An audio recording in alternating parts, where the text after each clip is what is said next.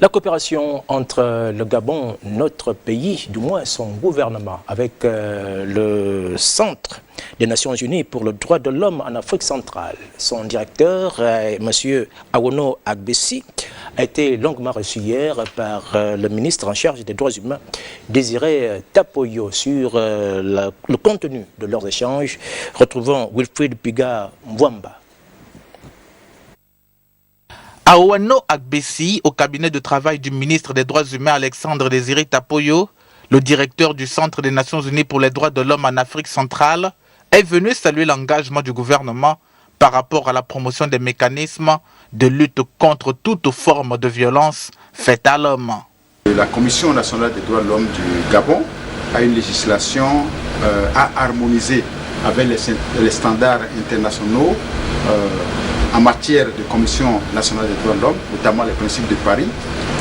Et ensuite, j'ai informé Monsieur le ministre du fait qu'il existe un partenariat des Nations Unies pour la protection des droits des peuples autochtones. Informé sur l'existence de ce partenariat, c'est bien, mais paraffer la dite convention, c'est encore mieux. Dans cette logique, le représentant régional du Haut-Commissaire des Nations Unies aux droits de l'homme a été clair, net et précis.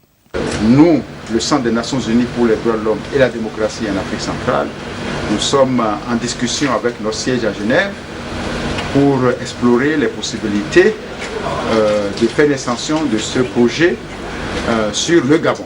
Les mesures de répression des exactions et autres dérives commises par une personne morale ont incité les deux personnalités à s'appesantir sur la responsabilité sociétale, un processus répressif pour ramener à l'ordre les responsables d'entreprise.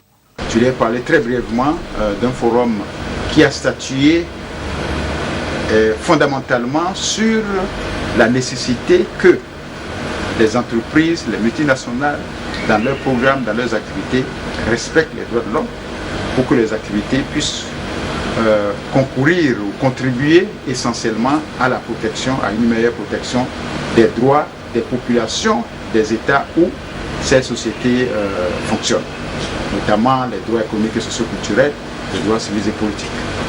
Cet entretien, élargi au directeur de cabinet et au conseiller juridique et diplomatique du ministre, s'inscrivait dans le cadre d'une quête des techniques devant aboutir à la consolidation du volet droits de l'homme.